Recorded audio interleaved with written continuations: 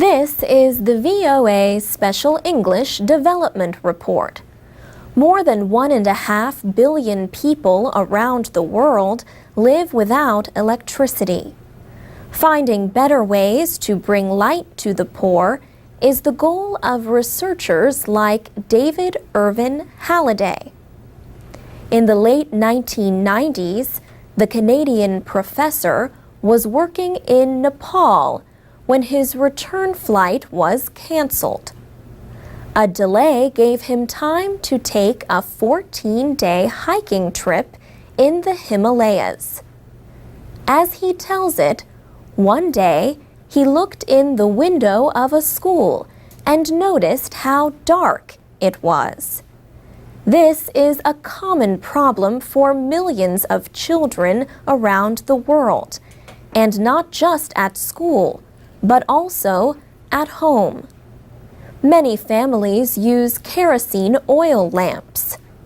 There are many problems with these lamps.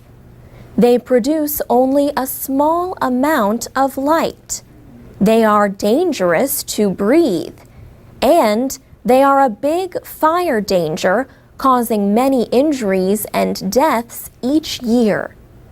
Kerosene costs less than other forms of lighting, but it is still costly in poor countries.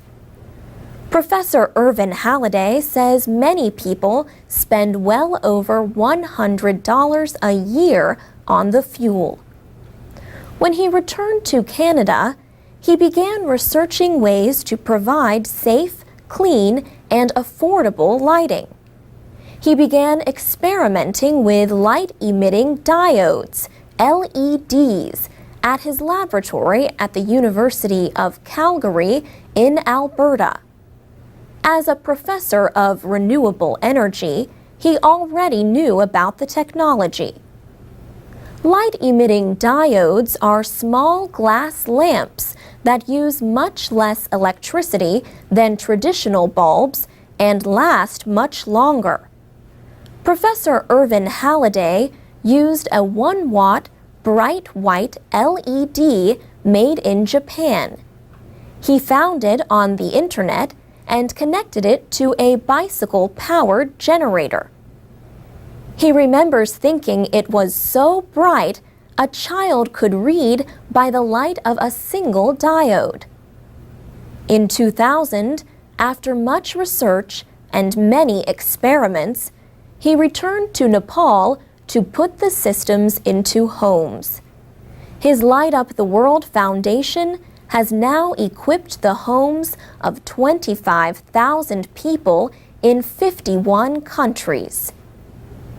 He says the one-time cost of the system is less than $100.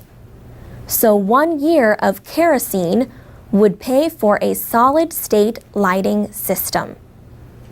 Now, his aim is to develop a lower-cost lighting system.